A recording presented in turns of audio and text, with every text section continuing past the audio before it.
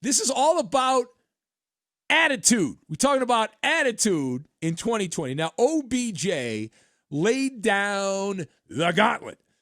And I don't know if you saw this or not, or you heard about it. Maybe you did not. Beckham, he recently babbled that he's, quote, tired of playing your game. He's tired of your game. Okay. Now, the chatterbox, he was very talkative. Cam Newton was part of this. Todd Gurley, number 30 for the LA Rams. Not anymore. He's with the Falcons. So Cam Newton, Todd Gurley, and Odell Beckham, and I think there was some other guy. But it was on Beckham's YouTube show, and they're sitting around. They got a bottle of wine, and they're social distancing, trying to, I guess, and they're talking. The channel or the show, I guess, is called The Bigger Picture. Never heard of it. Beckham then concluded, after starting his opening salvo saying, "I'm tired of playing your game," he then concluded that he must change his persona this upcoming NFL season. And training camp for some teams is going to start this weekend, believe it or not. Rookies will start reporting this weekend. Anyway, here's the quote. "Like me and Cam talk about, that humble blank," it's a word for poop, "when you are inside like we are, humble men," Beckham declared. "But they've taken that humbleness as a weakness. And they blank," he said poop again, "on us. And for me this year, I'm trying to kill." Close quote. Now, the money quote there is obviously humbleness as a weakness. That's the money part of the quote. We talk about the money part of the quote. Let us discuss the question, does Odell Beckham, in your opinion, have a point? And here, I'm going to go first. So, yes, he has a point. It's just not a good point.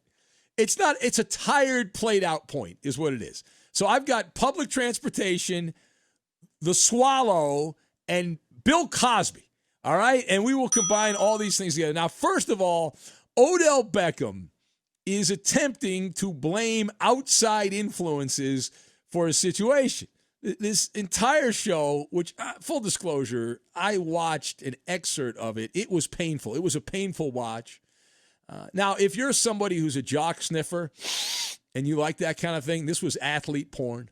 It was, just a couple of guys, athletes, sitting around there drinking wine and having a good old time, smoking cigars. But that's not really my cup of tea.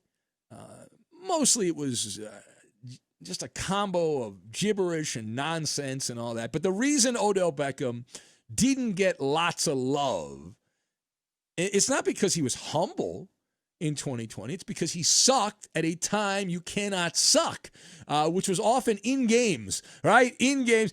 Anyone with a middle school education knows that is factual. If you paid attention to the NFL, Odell Beckham's favorite mode of transportation over the last couple of years, not just last year, but the last couple of years, has been the Vomit Comet. That's his public transportation. The numbers overall, they were not terrible to the layperson.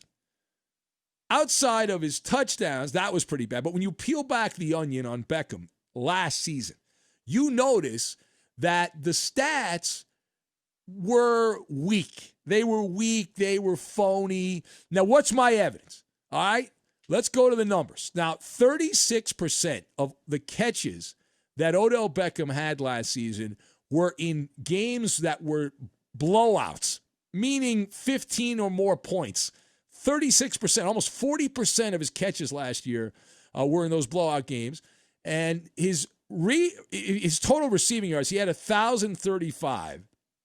Almost 40% of his receiving yards, again, in blowout games where he's putting up numbers and he's racking up yards and the Browns are getting their face bashed in. And 75% of his touchdowns, which is pretty impressive, but it's actually only 3 out of 4. 3 out of 4 touchdowns for Beckham last year came in those blowout situations. So that's called stat stuffing is what that is. That's the clinical term. But again, almost 40% of his catches, almost 40% of his receiving yards, 75% of his touchdowns came in games that were lopsided, that weren't competitive. I can go on. I got plenty of numbers here, but you get the point. All right, so the second part of this, all right, this comment from Beckham, it is par for the course with Odell Beckham. Now, we get a kick out of Beckham. He's good for what we do here. Brevity is not his friend, all right? That's not how he operates.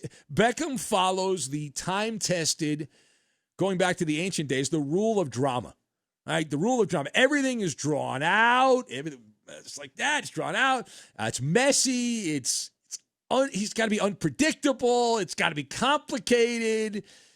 And I flash back to my youth when I was a kid, and I remember when I was in elementary school, we went on a field trip to a certain mission, California mission. I think they're trying to cancel those now. But as a kid, I went there, and OBJ is like the swallow, right? Now, why is that? And when I was a kid, I learned, I actually saw this, the Swallows returning to Mission Capistrano, San Juan Capistrano in South OC there. And year after, it's true, I mean, sometimes not a lot of them show up, but since the early 1800s, the legend goes that those swallows return. They built mud nests at the very top of the mission. It's pretty cool that they travel thousands of miles and they come back, but they're predictable and they're reliable.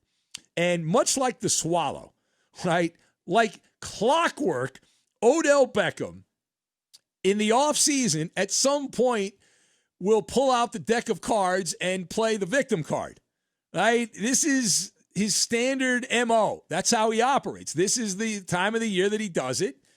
And he tells everyone, I'm getting locked in, and I'm going to be as fearsome as a barracuda. That is what I am going to be. And my life is a Greek tragedy. That is my life, a Greek tragedy. All he does, listen, I like that he talks. I talk. That's all I do is talk. But you got to, at some point, you haven't done it in a while.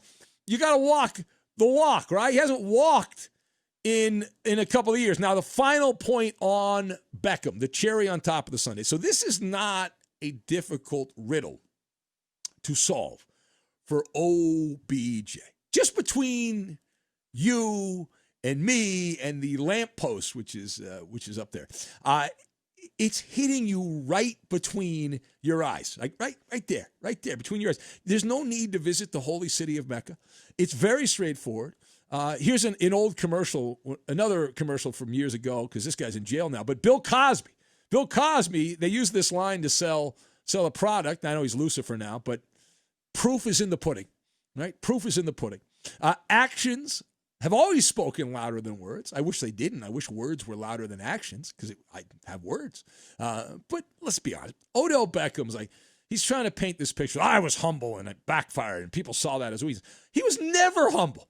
Last season, in a year where Beckham claims he was humble, he was fined for wearing a $350,000 watch during a game on the field. He apparently had done it for a couple of games. Now, in fairness, I guess he was being modest and understated, because he could have worn $1 million watch. It was only like a $350,000 watch. But when you make all the highlight reel catches, right? When you make all the highlight reel catches and you show up in games and you perform and you score a lot of touchdowns and you do it in games that aren't blowouts, then it doesn't matter. All the debauchery and the nonsense, the overindulgence is celebrated. It's not looked down upon. It's not frowned upon.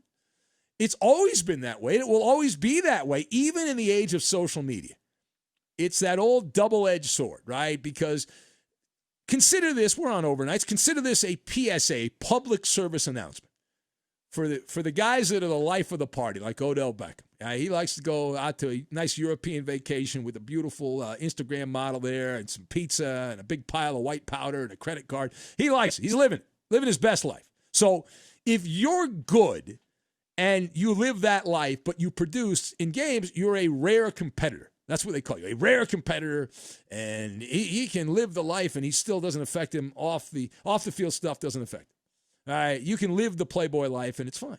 But when you don't produce, you then become a troublemaker, a Trojan horse, a locker room problem, a drama queen, and all of that, who lives in an alternative reality and is not willing to put the work in. The outcome determines the narrative. The outcome of how you produce determines the narrative. That's how this sports thing works. And you have to take the good with the bad. Beckham, listen, we know the guy's a legendary attention whore. But for him, it's a good thing because he's a television pitchman. Beckham is an endorsement hound, and any publicity is good publicity for Odell Beckham and his brand. That's how it works.